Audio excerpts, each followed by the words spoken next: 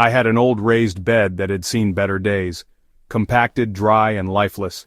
After a few years of heavy harvesting and not enough replenishing, it had turned into little more than dust. Worms were gone. Roots struggled to break through. I knew I had to rebuild it from the ground up, but this time, I didn't want to rely on store-bought soil blends or complicated amendments. Instead, I asked a simple question. What would happen if I used only compost and one powerful soil booster? That's how I ended up rebuilding the entire bed using compost and alfalfa pellets. No topsoil, no peat, no perlite, just rich compost and a layer of alfalfa pellets.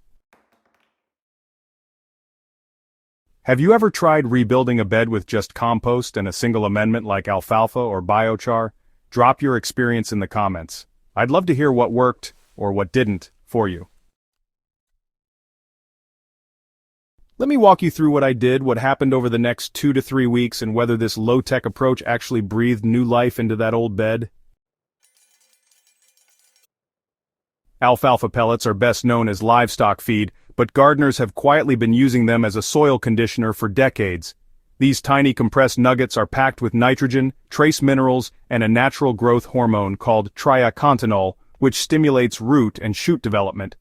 When moistened, the pellets break down quickly, releasing nutrients and feeding microbes in the process. What made alfalfa pellets appealing for this experiment was their simplicity.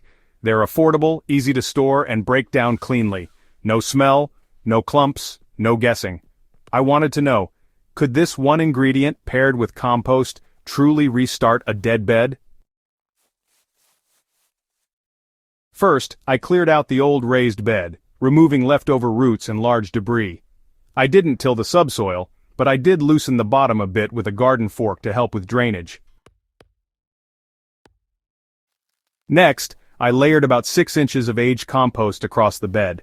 This was rich, homemade compost, dark, crumbly, and full of fungal threads. Right on top of that, I scattered about 2 cups of alfalfa pellets per square meter. I watered everything thoroughly until the pellets started to swell and melt into the compost layer. To finish, I gently mixed the top 2 inches, blending the softened pellets slightly into the compost, but leaving much of them on top to act as a soft mulch. I planted 2 quick-growing test crops, bush beans and lettuce. These are ideal indicators because they germinate fast, respond clearly to soil conditions, and show signs of stress quickly if something's off. By day 3, the lettuce had already sprouted. The beans followed by day 5. There was no sign of burning or stress, which is something I was initially cautious about.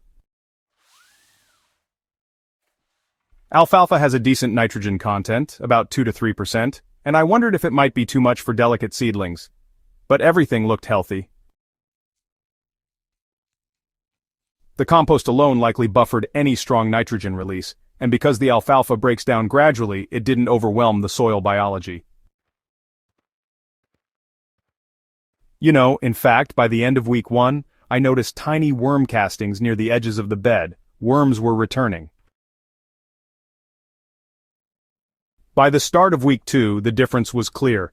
Compared to another bed planted in plain compost without the alfalfa addition, these plants were noticeably greener, with sturdier stems and faster overall development. The lettuce leaves had a deeper green tint, and the bean plants had already begun forming their first true leaves. The soil itself had changed too. The compost layer felt softer, looser, and slightly warmer to the touch, likely due to microbial activity triggered by the alfalfa breakdown. When I gently dug into a corner, I found dozens of small white feeder roots already spreading outward, supported by a growing network of fine fungal threads. At the end of week 3, I pulled up one lettuce plant to examine the root system. The roots were deep and fibrous, with no signs of rot or restriction. More importantly, the soil clung to the roots like a sponge, full of structure and alive with microaggregates. That's when I knew this method had worked. The alfalfa hadn't just fed the plants, it had fed the soil. It jump-started microbial life, invited the worms back in, and worked with the compost to create a thriving, balanced root zone. There was no sign of crusting, no sour smell, no leaching, just healthy soil doing what it was supposed to do. So, the magic here really lies in the synergy between compost and alfalfa pellets. Compost provides the base biology, think microbes, fungi, humus, and those slow-release nutrients. Now, alfalfa pellets offer a quick source of nitrogen and sugars, plus that rare triacontanol compound, which honestly boosts plant metabolism in a really natural way. As the alfalfa breaks down, it releases these simple compounds that fuel microbial activity. Those microbes then go to work, converting compost nutrients into forms that plants can actually use. It's a closed-loop system. Feed the soil and the soil feeds the plant. Pretty neat, right?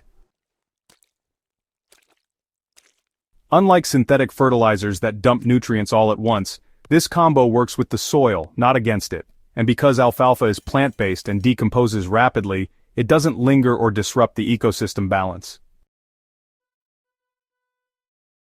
This experiment proves something powerful. You don't need complexity to build healthy soil. With just 2 ingredients, high-quality compost and alfalfa pellets, I rebuilt a dead bed into a thriving, worm-rich garden space in under a month. If you're looking to refresh your raised beds, try this method. It's simple, affordable, and completely organic. And if you've ever been skeptical about livestock feed as a soil amendment, I can confirm, it works. If you found this guide helpful, be sure to subscribe to HydroHaven for more hands-on soil experiments and regenerative growing techniques. Share this video with anyone thinking of starting a raised bed, and re-watch it when you're ready to rebuild your own.